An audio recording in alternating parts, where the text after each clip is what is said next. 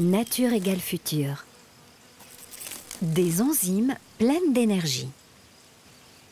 Depuis 3 milliards d'années, la nature utilise l'énergie solaire pour produire les carburants dont elle a besoin. Cette réaction chimique est la photosynthèse. Certaines microalgues et bactéries ont une particularité unique lors de la photosynthèse. Elles sont capables, grâce à des enzymes appelées hydrogénases, de transformer l'eau en hydrogène. Si on arrive à copier ces enzymes, nous pourrons dans un futur proche utiliser l'hydrogène comme carburant.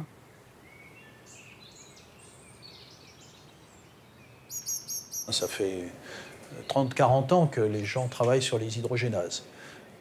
Moi, j'y suis venu lorsque on a commencé à avoir des informations structurales sur ces enzymes, c'est-à-dire qu'on a commencé à comprendre quels étaient ces éléments atomiques et moléculaires. Ce que j'ai fait, c'est vraiment en collaboration avec Vincent Artero, qui est un brillant chimiste, directeur de recherche au CEA à Grenoble. Nous avons inventé un catalyseur bio-inspiré qui a pris en compte certains éléments des hydrogénases, et en particulier un atome de nickel et puis d'autres éléments moléculaires, et que nous avons traduit sous la forme d'une molécule de synthèse qui s'est avérée douée de très grandes propriétés catalytiques pour la production d'hydrogène. On a choisi le nickel parce que justement une des enzymes hydrogénases utilise du nickel. Et ensuite, on a greffé ce petit complexe qui est pas cher et qui est assez facile à synthétiser sur des nanotubes de carbone pour faciliter les transferts d'électrons qui sont absolument essentiels dans cette réaction.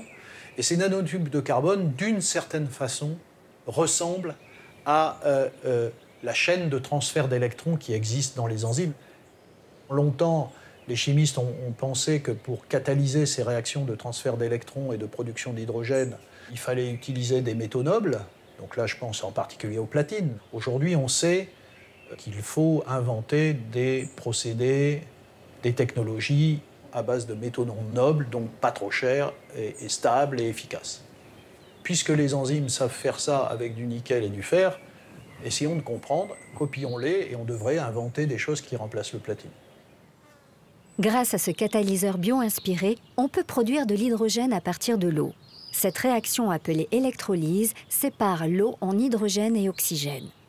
On peut aussi réaliser la réaction inverse, c'est-à-dire l'oxydation de l'hydrogène en eau dans une pile à combustible.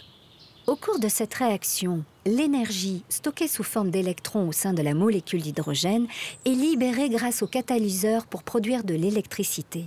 C'est pourquoi l'hydrogène est bien un carburant. Alors il y a une idée qui moi, m'intéresse au plus haut point et qui est assez fascinante. C'est cette idée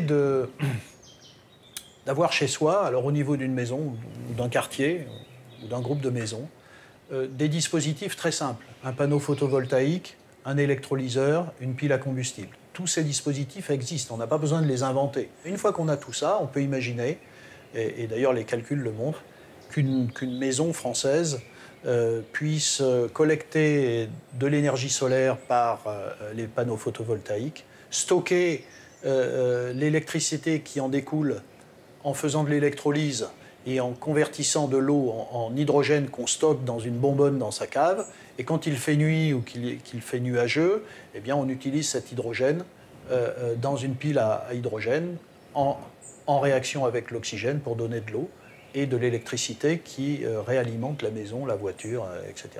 Donc il y a cette idée d'autonomie dans la production de son énergie et dans l'utilisation de son énergie. De nombreux chercheurs travaillent sur ce qu'on appelle la révolution de l'hydrogène, à savoir la production autonome d'un carburant propre et durable. L'apport de la chimie bio-inspirée ouvre donc la perspective à des technologies moins coûteuses pour la production et le stockage de cette énergie renouvelable.